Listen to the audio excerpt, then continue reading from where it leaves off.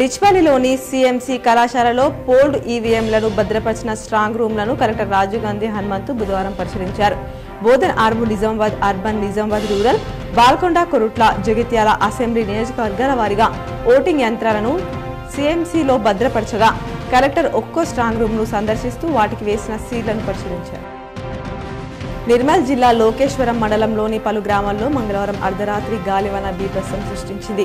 బలమైన ఈదురుగాలులు వేయడంతో మండలంలోని పలు గ్రామాల్లో ఇండ్లపై రేకులు ఎగిరిపోయాయి. చెట్ల కొమ్మలు విరిగిపోవడంతో రాకపోకలు స్తంభించిపోయినాయి. విద్యుత్ స్తంభాలు నేలకొరిగాయి. దీంతో ఆయా గ్రామాల్లో విద్యుత్ అంతరాయం కలిగింది. కామారెడ్డి జిల్లా బాన్స్వాడ పట్టణంలో అర్ధరాత్రి సమయంలో ఉరుములు మెరుపులతో కూడిన భారీ వర్షంతో పాటు మహేశ్వరి థియేటర్ కాంపౌండ్ వాల్ వద్ద ఉన్న కొబ్బరి చెట్టుపై పిడుగు పడడంతో పెద్ద ఎత్తున మంటలు చెలరేగాయి. పట్టణం నడిబొడ్డున పిడుగు పడడంతో పెద్ద శబ్దం వచ్చింది. ప్రజలు ఒక్కసారిగా ఉలిక్కిపడ్డారు.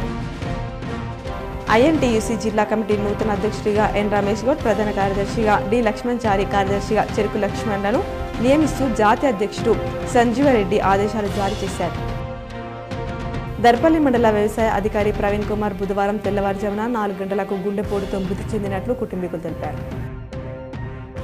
నిజామాబాద్ జిల్లా సహకార కేంద్ర బ్యాంకుల్లో బుధవారం పాలకవర్గ సమావేశం నిర్వహించారు.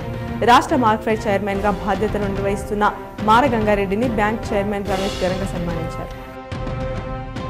డొంకేశ్వర్ మండలంలోని అన్నారం గ్రామంలో బుధవారం తెల్లవారుజామున కురిసిన కొద్దిపాటి వర్షానికి మురికిమయంగా మారింది.